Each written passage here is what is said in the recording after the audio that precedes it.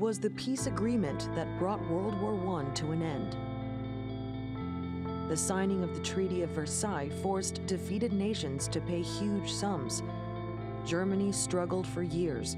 War reparations amounting to 100,000 tons of gold were a burden for its already ruined economy.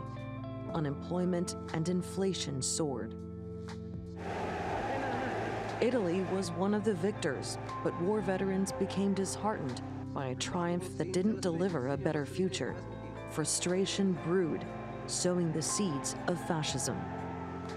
Benito Mussolini became Italy's leader in 1922. He promoted nationalism and promised to make Italy a modern powerhouse. Around the same time, Adolf Hitler and his National Socialist Party energized Germans with a new sense of pride and purpose, presenting the Jewish people as a scapegoat for Europe's ills.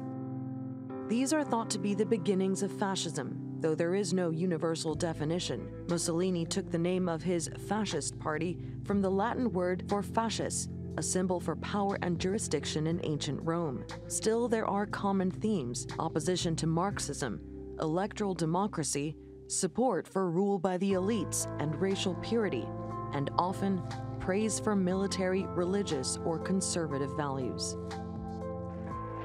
Eventually, Hitler and Mussolini's political success and expansionist policies sparked a second, long and devastating global war.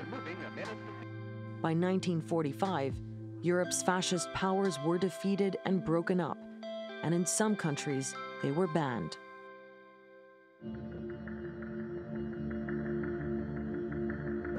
Fast forward beyond the Cold War and the fall of the Soviet Union, and Europe has managed to keep fascist forces out of power.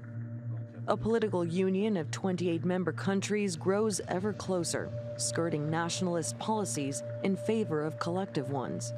Though in many corners of Europe, there's resistance. Italian political parties like Forza Nova and Casa Pound openly embrace fascism. We are here to claim a fact. There are nations, borders, homelands, and peoples. While other parties described as far-right, ultranationalist, or Eurosceptic are criticized for sharing similar ideals. Like Germany's Pegida movement, which campaigns against the so-called Islamization of the West.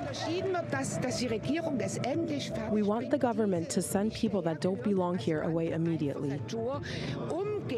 Or the Freedom Party in the Netherlands, whose leader was charged for discrimination against Moroccans. Willen jullie in deze stad en in Nederland meer of minder Marokkanen?